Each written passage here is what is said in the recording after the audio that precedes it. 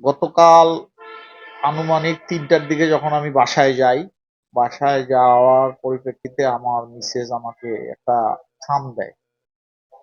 আমি বললাম, এটা কিসের খাম? বলল যে ডাক পিয়ন দিয়ে গেছে। হুম।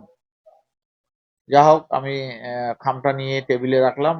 তারপরে আমি খাওয়া দাওয়া করলাম, গোসল করলাম, করে এসে খামটা খুললাম। খুলে দেখি যে এই খামের ভিতরে আমার একটা দাফনের কাপড়। হুম। এই কাপড়টা পেলাম, আর এই খামের ভিতরে ছিল। ঠিক আছে, এবং এটা সরকারি ভাবে ডাকযোগে আসছে। যাই হোক, খামের ঠিকানা ছিল আব্দুল জলিল, মোবাইল নাম্বার কটকিপাড়া। কিন্তু আসলে এটা মিথ্যা প্রয়োগের ঠিকানা। হুম। যা হোক, আমার ভক্ত শুভাকাঙ্ক্ষী ভাই বন্ধু বড় সবাই আমাকে সকলে সহযোগিতা করছে, এবং গতকাল আমি রাত ৮টার দিকে কোতোয়ালি থানায় একটা জিডি করি, এবং সেই জিডি নাম্বার হচ্ছে 1890।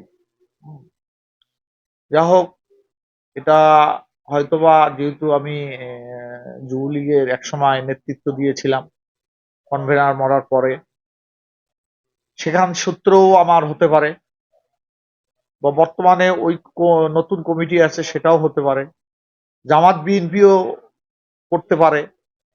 যা হোক, এটা তদন্ত করে দেখবেন। থানায় আমি একটা জিডি করছি। পাশাপাশি আমার কোনো শত্রু নাই, হয়তোবা বন্ধুর শত্রু আমার শত্রু হতে পারে। যাক, এগুলো নিয়ে আমি বিচলিত না, এটা থানাকে দিছি। ইনশাল্লাহ এটার একটা ব্যবস্থা হবে বা তদন্ত করে দেখা যাবে। না, আমি কোনো নিরাপত্তায় ভুগতেছি না। কেন? আমি নিঃসন্দেহে আমি নিজেকে দাবি করি ভালো মানুষ, কারণ আমার কোনো শত্রু নাই। ওই যে বললাম, বন্ধুর শত্রু আমার শত্রুও হতে পারে। হুম। অতএব রংপুর শহরে আমি মনে করি আমার কোনো শত্রু নেই। দাপনের কাপড়ে ছিল এই যে যে আমাকে মৃত্যুর জন্য প্রস্তুত হওয়ার জন্য বলছে। তো মৃত্যু তো হবে, টুমরো হবেই, সমস্যা কোথায়? তারপরেও এটাতে আমি ভীতু না। হ্যাঁ। আর এগুলো যারা করে তারা কাপুরুষ। হ্যাঁ, কাপুরুষের কাজ এগুলো না।